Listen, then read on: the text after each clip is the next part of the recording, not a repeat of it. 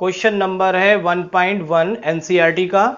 इन test question हम जैसे कि कर रहे हैं, क्वेश्चन में कहा जा रहा है calculate the mass of ascorbic acid. इसका फॉर्मूला दे रखा है C6H8OS to be dissolve in 75 gram of acetic acid to lower its melting point by 1.5 degree centigrade, और KF की वैल्यू दे रखी है। क्वेश्चन करने से पहले थोड़ा सा हम ये समझते हैं बच्चों की ये लोअर इट्स मेल्टिंग पॉइंट क्या होती है। इसी चीज को हम यहाँ पे क्या बोलते हैं, जब मेल्टिंग पॉइंट कम हो जाता है तो उसी चीज को बच्चों यहाँ पे क्या बोलते हैं, डिप्रेशन ऑफ फ्रीजिंग पॉइंट। तो थोड़ा सा इसको पहले समझते हैं, फिर मैं इस क्वेश्चन को आपको सॉल्व कराता हूँ। देखिए यहाँ पे मेरे पास कोई ये सॉल्वेंट है। सॉल्वेंट आप जानते हो, जो कोई भी चीज अपने अंदर क्या कर सकता है, सॉल्यूट को क्या कर सकता है बच्चों, डिसॉल्व कर सकता है। तो यहाँ पे हमारे पास क्वेश्चन में जो सॉल्वेंट दे रखा है वो क्या है बच्चों, मैं यहाँ पे लिखता हूँ, वो है आपका एसिटिक एसिड है। और इसका कितना वेट दे रखा है बच्चों, यहाँ पे 75 ग्राम, सॉरी 75 ग्राम। और ये क्या है, हमारा सॉल्वेंट है, सॉल्वेंट। ठीक है। अब इसमें हमने बच्चों डिसॉल्व कर रहे हैं क्या चीज, सॉल्यूट डिसॉल्व कर रहे हैं उसके रूप में यहाँ पे क्या हमारा एस्कोर्बिक एसिड। तो हम यहाँ पे क्या डिसॉल्व कर रहे हैं बच्चों, एस्कोर्बिक एसिड है। इसका फॉर्मूला दे रखा है C6H8O6। ठीक है। इसी का मास आपको निकालवा रहा है, मास आपको इसका बताना है कि इसमें कितना हमने डिसॉल्व किया ताकि इसका मेल्टिंग पॉइंट लोअर हो जाए। अब आप एक बात समझिए, देखिए यहाँ पे मेरे पास सपोज प्योर वाटर है। ठीक है, प्योर वाटर है। इस प्योर वाटर को मैंने फ्रीज कर लिया और उसको कन्वर्ट कर दिया किसमें, आइस में। ठीक है बच्चों।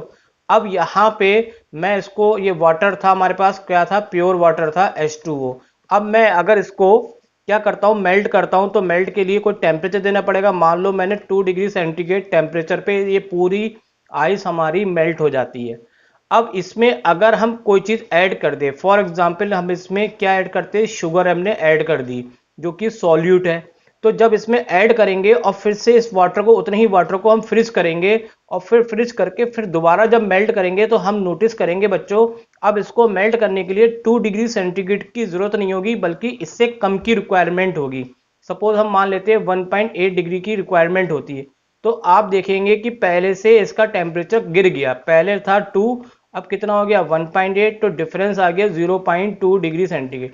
तो जितना मेल्टिंग पॉइंट गिर गया उसी चीज को हम बच्चों यहाँ पे क्या बोलते हैं, डिप्रेशन ऑफ फ्रीजिंग पॉइंट कहते हैं, जिसको हम डेल्टा TF से लिखते हैं, और यही कहलाता है हमारा लोअर मेल्टिंग पॉइंट।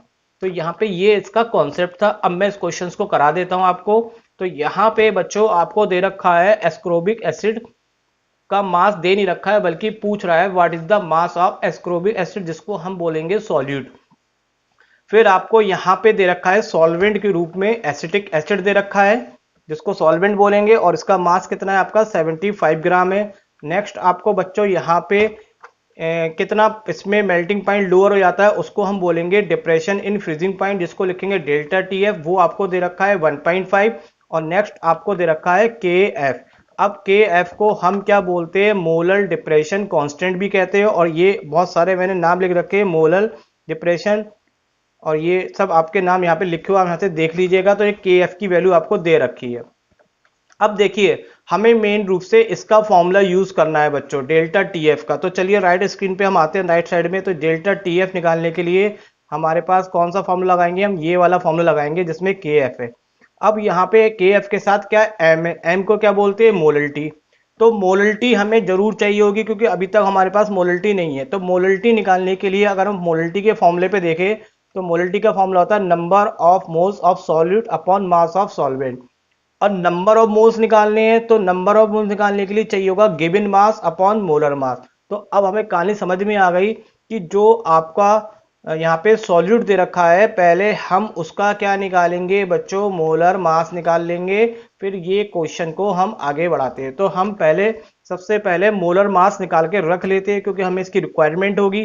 तो ये फॉर्मूला आपका जो दे रखा था C6H8O6 जो सॉल्यूट के रूप में है, इसका हम मोलर मास निकालते हैं। मोलर मास सभी बच्चों को निकालना आता है, लेकिन फिर भी मैं करा देता हूँ। कार्बन का 12 होता है, कितने कार्बन है, 6। हाइड्रोजन का 1 होता है, कितने हाइड्रोजन है, 8। ऑक्सीजन का कितना होता है, 6। और कितने, सॉरी, एक ऑक्सीजन का 16 होता है, कितने है, 6। इन सबको जब कैलकुलेट कर लेंगे तो ये हमारे पास मोलर मास आ जाएगा किसका बच्चों, सॉलिड का। अब हम फॉर्मूला अप्लाई करते हैं, डेल्टा टी एफ बराबर के एफ इंटू एम। एम का मतलब मोलिटी है, तो डेल्टा टी एफ और के एफ तो हमें पता है। जो नहीं पता है पहले हम उसकी बात करते हैं, हमें एम के बारे में नहीं मालूम है, तो एम क्या कहलाता है, मोलिटी। और मोलिटी का फॉर्मूला आपका कहाँ से आया बच्चों, ये आया, मोलिटी का फॉर्मूला कूद के यहाँ पे आ चुका है। तो ये moles of solute as upon solvent in KG.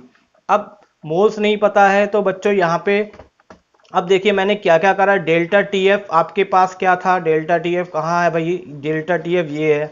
के एफ कहाँ है भाई, के एफ आपके पास 3.9 है, ठीक है। मोल्स ऑफ सॉल्यूट नहीं पता, तो मोल्स निकालने के लिए फॉर्मूला होता है given mass upon molar mass. अब देखिए सॉल्यूट का गिवन मास तो पता नहीं है, तो हम इसको कितना मान लेते हैं, एम लेट कर लेते हैं, तो ये इसका गिवन मास हो गया। और मोलर मास तो भैया हमने निकाल के रख लिया था, कितना था 176। मास ऑफ सॉल्वेंट निकालना है वो भी केजी में, लेकिन आपको मास ऑफ सॉल्वेंट दे रखा है 75 ग्राम में दे रखा है। केजी में कन्वर्ट करने के लिए हम इसको किससे डिवाइड करेंगे, 1000 से। अब सब कुछ हम लगा देते हैं, तो लगाने के बाद अननोन के रूप में हमारे पास सिर्फ एक क्वांटिटी है, वो क्या है, एम, जिसको हमें फाइंड आउट करना है और क्वेश्चन हमारा कंप्लीट हो जाता है। थोड़ा इसको हम रीअरेंज करते हैं। रीअरेंज हमने क्या करा कि जो 1000 था उसको हम ऊपर ले गए और जो 176 था उसको हम नीचे ले गए, और यहाँ पे हमारे पास कितना आ गया ऊपर, 3.9 एम इंटू 1000। और ये अब यहाँ पे अगर हम 25 से डिवाइड करते हैं तो 25 थ्री जा, और 25 को इससे करते हैं तो ये 40 आता है। तो उतना करने के बाद हमारे पास ये चीज़ मैंने यहाँ पे लिख दिया है। फर्दर यहाँ पे हम क्या करेंगे, आगे अगर और कैलकुलेशन करते हैं तो 3 से 3.9 काटेंगे तो 1.3 आ जाएगा, और 4 से काटेंगे तो ये 10, और 4 4 जा 16, और 1 4, तो ये आ जाएगा। इसके बाद हम m को इक्वेट कर लेते हैं, 1.3 कितना बचा हमारे पास, m इंटू 10 अपॉन 44। अब इससे m की वैल्यू हम निकाल लेते हैं, तो इसकी हमने क्रॉस मल्टीप्लाई करी, यहाँ पे आ गया, और m के साथ जो होता है वो डिवाइड में। अब मैं समझता हूँ कि यहाँ से तो आप लोग कर लेंगे, तो उसको सॉल्व करने के बाद बच्चों आपका आंसर आ जाएगा m की वैल्यू 5.077 ग्राम। और ये जो आपको फाइंड आउट करने को कहा गया था, calculate the mass of ascorbic acid, तो ये उसके लिए आपकी वैल्यू निकल के आ जाती है।